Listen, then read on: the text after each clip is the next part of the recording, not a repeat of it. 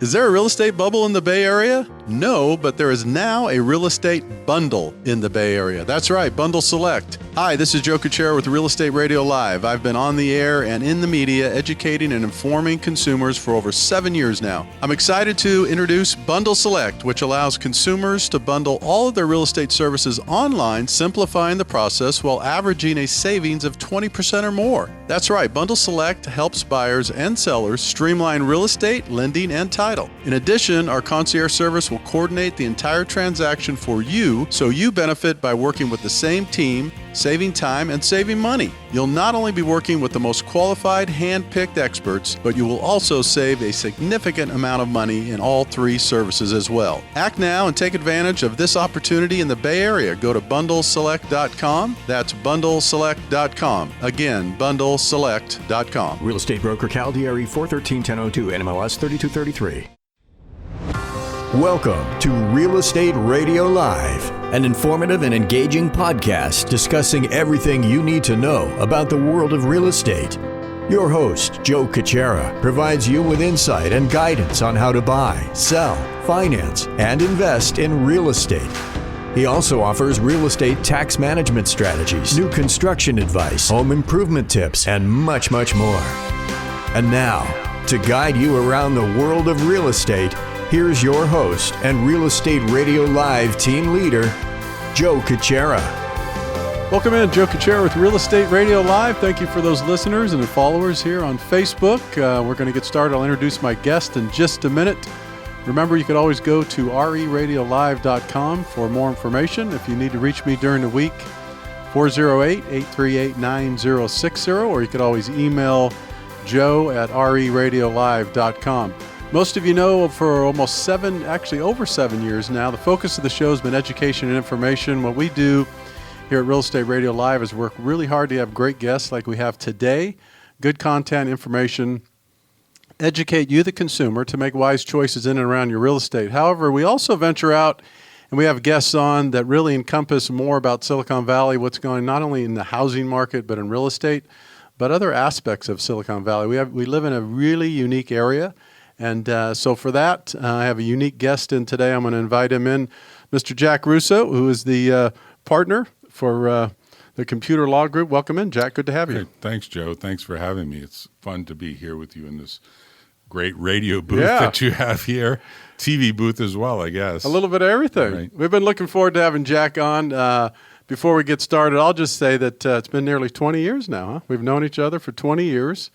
Bring a project to Jack almost 20 years ago when I was in the airline industry, and I won't bore you with that. But the reason behind that is that we're going to share some stories today. I should say Jack is. I'm going to interview him a little bit about Silicon Valley. Some startups. There's a lot of people that are interested in startups in general. How do they get started? Who do you contact? How do you go about it? Steps A, B, C. A lot of people really don't understand that. And so Jack's going to take us through that. But more importantly, I could tell you that good group of people that he has there at the Computerlaw Group in Palo Alto, specializing really in intellectual property business litigation, would you say? I mean, right. We do the array of what might be called the boutique law firm personalized service approach for entrepreneurs and startup teams that would prefer to kind of keep everything under their own control, right. Aren't immediately going to venture capitalists who will inevitably take them to larger firms. We sometimes do also represent businesses that have gone first to venture capitalists, but more likely we see people who are bootstrapping, who are using family and friends' money, who are essentially trying to wait for the right moment to go to venture capital, which we support and we help them raise. Very good. Well, before we get started on that topic, maybe give the listeners, Jack, or the viewers also a little your background and a little bit about the law group. Sure. So I came out to Silicon Valley really over 40 years ago. I was a graduate student at City University in New York studying computer science, got a master's degree in computer science, essentially looking to do something different with my life and wanted to get away from the winners in New York, and so came out to law school and liked it so much that I stayed here and got the law degree. Eventually also got an MBA from UC Berkeley, got a law degree from UCLA, and decided, hey, I wanted to practice here. And the practice was very new, very ripe, very greenfield. And we were a very tiny group of lawyers. That's what's now Fenwick and West. Back when I started, it was Davis, Stafford, Kelman, and Fenwick. They became a very big firm. I chose to stay small and started my own firm that became essentially Computerlaw Group, where we have the computerlaw.com domain name, which is literally dating back over 35 years. So it's been around for a while, and we've been around for a while. It's what we do. So you looking back, you're quite a visionary then if you think about it. I mean, you had to have some concept of what you wanted to do. You landed in Palo Alto, which arguably is one of the best places in Silicon Valley in terms of the way business practices, the way Silicon Valley thinks, the mindset, and the practice of computer law. Did you have an idea that we'd be sitting here today and be in the middle of this place like yours, or what was your thoughts back then? My thought back then was very much that the decentralization of computing would happen. I was used to mainframe computers and the difficulty programming mainframe computers and getting results fast enough.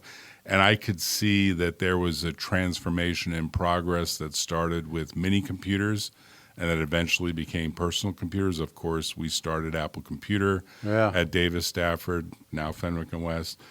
And I see often people that could just be the same as Jobs and Wozniak walk into our office. We had a group walk in yesterday that said, we're going to change the game on fuel cells and we're going to turn water into power. And it's like, wow. Is that really going to happen? It says it's happening. And so that evolution continues as people put their mind to things. Amazing innovations happen. Yeah. Well, speaking of that, if you don't mind, if you could share the story, if you would. I think you shared it with me years ago, speaking of Jobs and Wozniak. I mean, when you were with the new law firm, or you were right out of law school, right? I think you shared a story of an example of someone showing up at a law firm and pitching an idea. And tell us, if you can, just summarize it. That was a great story. So I was lucky enough when I was there at the firm to see a lot of startups, a lot that failed, a lot that were successful. And one of the great stories I tell is that Jaron Lanier, who was the originator, him and his partner were the originator of the whole concept of virtual reality, which literally has taken over 3 decades to now become more mainstream. But he walked in the door, literally, it's so rare to see someone in a law firm. We were on the 8th floor of the Palo Alto Square buildings on El Camino and Page Mill. And he came up the elevator, walked in on a Friday afternoon and said, hey, I want to see a lawyer. And, of course, he's kind of a personality. He was a young personality back then. And the receptionist didn't know what to do. I think most people had gone home for the weekend. I was still there. So she called me in and said, would you see him? He has no appointment. He's a walk-in. I don't even know how to handle this. And I said, don't worry. Show him to the conference room. Get him. Back then, we poured a glass of water. We didn't have bottled water. And get him a cup of coffee if he wants it, and I'll sit with him. And I think I sat with him for what must have been 3 or 4 hours, listening to his idea. No corporation yet, no patent application filed, there were not yet domain names per se. None of the things you would start to think about doing were even on the table. He just had the pure idea for a brand new category of computing, which now goes by the name of virtual reality, sometimes also goes by the name of augmented reality or mixed reality. And I've actually become an expert in that field since then, which is another branch of where the practice of law and computing is going. Wow. So the reason I wanted you to tell that story, because this kind of gives you an idea.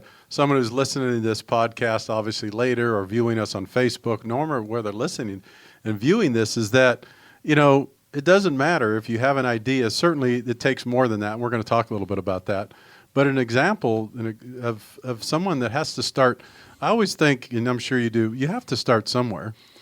You have to start somewhere. And what I often say to people that have an innovative streak, buy yourself a notebook. I mean, it can be a yellow pad like this. It can be a bound notebook. It can be a beautiful leather notebook. But buy yourself a notebook and just write down the ideas that come to you and make a a date-based record that shows on a given date, because you'll go back to that after months and years and say, hey, I see a thread of 3 or 4 different things together that are all speaking to me about some innovation that's percolating its way through your brain. Yeah. It may take a while to get there. Right. It may, I mean, look, you see simple things even that aren't that complicated, like the delivery of pre-measured food is a big business. My parents owned a grocery store. We used to deliver groceries in New York City. I used to bring the bags up 8, 12 flights of stairs. Sometimes people would say, could you pre-make this? And my parents would do that. Really? That business has existed for probably, hundreds of years. People taking care. It's a restaurant business in a different form with home delivery. And so the idea that we'll box it up, put it in a good container, pre-measure, and provide ingredients and lists of how to do the steps so people will start to socialize at home again instead of in restaurants. I love it. It's a big business now. No, it's good. So step 1, your recommendation would be get yourself a notebook, no matter how it looks. Start taking diligent notes. Write everything down that comes to your brain. Try to date it. And you just basically keep that log or that journal, whatever you call it, because that is a valuable piece of information, isn't it? We are in the knowledge industry. We are all knowledge workers. You're a knowledge worker. People who are visiting Facebook or working for Facebook are knowledge workers. There is knowledge being created daily. The question is how to combine that knowledge in a way that will produce new value, as opposed to something that everyone's seen before and no one cares about anymore. There are people that find ways to repackage that even and make that work. So sometimes it's a packaging play. Sometimes it's a real deep innovation like, hey, we're turning water into electricity. Great. Let's talk about how to protect that. Let's talk about how to build on that. So start with essentially the conceptualization. And it pays, in my opinion, to write stuff down. Some people like to buy an electronic pad because they feel more comfortable recording it in digits and backing it up. For my money, I'm still a big believer in paper and pen, and I still think it's the most portable thing around. You can use it everywhere. Yeah, no, it's a good point. What about the other one I want to mention is that there's something about a new idea. Someone maybe never thought of it. I got this great idea. I want to change an industry. But then there's also a lot of area for success in someone looking at something to do it better or different. Right? Absolutely. And the thing that happens to you when you start with an idea and say the next step would be what I do when I come up with a new idea. I immediately see if someone's got the domain name that best captures that idea, because there are lots of examples where the domain name is still available. And when you capture that domain name, you move yourself in the direction of saying this can be real. This can turn into something that I can actualize, that I can actually build more ideas around. And the snowball gets bigger and bigger as it rolls down the hill. That agglomeration effect, your brain starts to see things you haven't seen before. Wow. That idea connects with this idea, and that idea connects with this, and one thing leads to another, and you start to see something different, new, and novel that really allows you to say, this is worth spending more time on. Yeah. I mean, you may spend 5 minutes on an idea and just throw it away. Yeah. For my money, throwing it away just means storing it. Yeah. Because the truth is there probably was some reason that you came up with that leads you to the next idea. Right. All right, here's what we're going to do. I'm going to take a quick break. For those that are on Facebook, stay with us because this will be just about a minute, and then I'm going to come back. I'm going to continue my conversation with Jack Russo. He's with the Computerlaw Group out of Palo Alto. We're talking about entrepreneurship, how to get an idea from start to really in an infancy and then move it forward. I'll be back with you to continue the show in just a minute. For more information on today's program, visit reradiolive.com. That's reradiolive.com.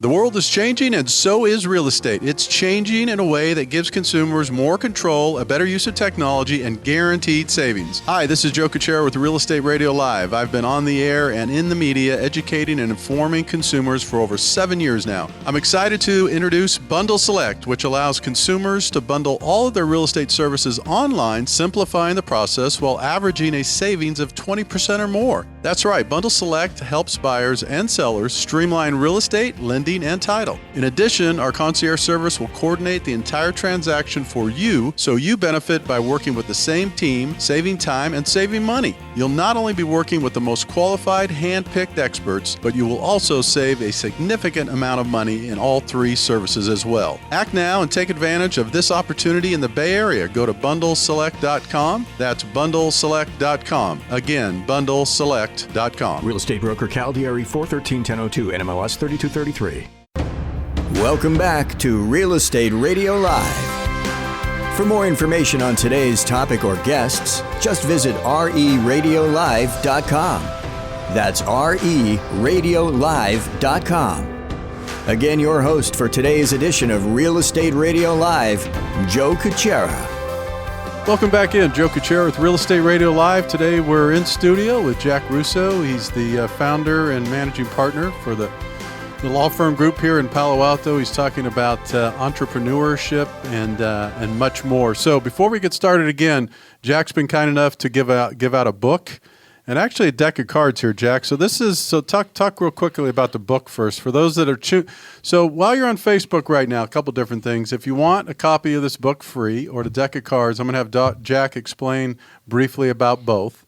Also, importantly, if you're listening to this via podcast, give me a call, 408-838-9060. Better yet, you could check in with Jack's law firm. That's 650, right, Jack? 327-9800. 9800. If you're listening to us during the week or at a podcast, check in with his office. Either way, and we'll make sure the book or the deck of cards gets you. So tell us a little bit about both of these. Okay, so we helped start a company that became immensely successful in the .com era, that period of time that was just so amazing, and it seems like we have a replay of it happening in the artificial intelligence, machine learning, and blockchain cryptocurrency area. Yeah. Those areas are exploding. A couple of guys walked in. They were working for a big company. We see this often. They are sort of frustrated. They're bored. They're kind of upset that they didn't get the promotions they expected, or they didn't get to the seniority they wanted, and they want to leave. And they had, of course, this idea over a couple of beers while they're working at the company, a very typical scenario. Is it owned by them? Is it owned by the company? Does it relate to the company's business? Is it based on something they actually worked on at the company? We see this over and over and over and over again because people think of ideas all the time. And luckily in this case, it was not something that their company, their big public company, was interested in or wanted, and it wasn't really something that they had really been involved in there. Okay. They had really brainstormed this idea of improving the supply chain of goods and services to hospitals, which was and to some degree still is very fractured. Okay. And the idea was to automate the way in which hospitals and healthcare buy their various things, from cotton swabs to operating rooms and everything in between. So we started a company. This was the name they chose. I reserved it. That was step 3. You want to get the domain name? We did. You want to get the trademark? We did. You want to get the corporate name or the LLC name reserved? We did. It's neoforma.com. You won't see that name if you go online because it eventually merged after going public. Really? So we started the company. No kidding. And literally I helped them raise money. And there's an interesting chapter in this book, which is why they gave me a number of copies,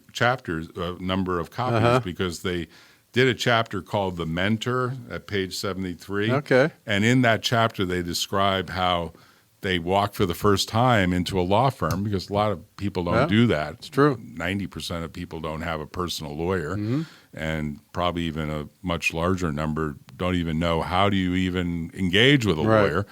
And so they both came in, and I sat down with them, and they said, of course, we don't exactly have any money, but we would like your help, and we'd figure out some way to compensate Is you. that how the conversations start most of the time? It can start that way. It can start in varieties of ways. But, lawyers are most lawyers are entrepreneurial in Silicon Valley, and smaller firms tend to be more entrepreneurial. And I help them get started, and I actually generated the first round of angel investors for them. And the punchline to the story is they rang the bell at NASDAQ on what became a $4 billion. Wow. And in fact, Wayne likes to put on the book, and I just noticed it again. That's great. I made a few $100 million. I lost a few $100 million, but that doesn't tell the whole story. And, what he's talking about is the up and downs of the stock market when you're locked up, because as founders, you get locked up in the shares, and they have to continue to do well. And there was a crash after the .com, as we all know. Yeah. But they still did well. We all did well, and we look back on the experience, and it's the chronicle of it is in that book, and it's worth reading. Yeah, that's great. Well, we have about 6 or 7 minutes left in this podcast, but what we're going to do, what I'd like to do is, I know that based on your time, I'd love to do kind of an ongoing series here. Sure. With you, whether it be once a month, every 4 or 5 weeks. There's so much to cover. There's a lot to cover, Yeah. and there's a lot of basic knowledge that unfortunately most lawyers and law firms don't freely give away that should be more readily available. And hopefully this will eventually start that theme, because you want to go to the lawyer knowing why you're retaining him or her. Yes. And knowing that, hey, you've got a pretty good detailed description of your idea. You've done the basic reservations of the domain name. You've done some competitive analysis. Is somebody else doing the same thing or something so similar that you can't differentiate? You want to go through that basic checklist. And there are lots of ways to do that. Right. And before we finish up, kind of a couple of final thoughts. If someone's out there, again, listening to us, viewing us on Facebook, of course, this is shared with thousands of people on the podcast all over the place, quite frankly, and they're interested. They're listening to this, Jack, and they're thinking, you know what? I've had an idea, or I know someone has an idea, and I really have done some work on it, and I think it's got some legs. How do they contact your firm? What's the best way? I know we have it up on the screen, but other than that, how do they contact us? So the easiest way would be to email me, jack@computerlaw.com, one word, COMPUTERLAW.com. My first name will get to me, or you can call 650-327-9800.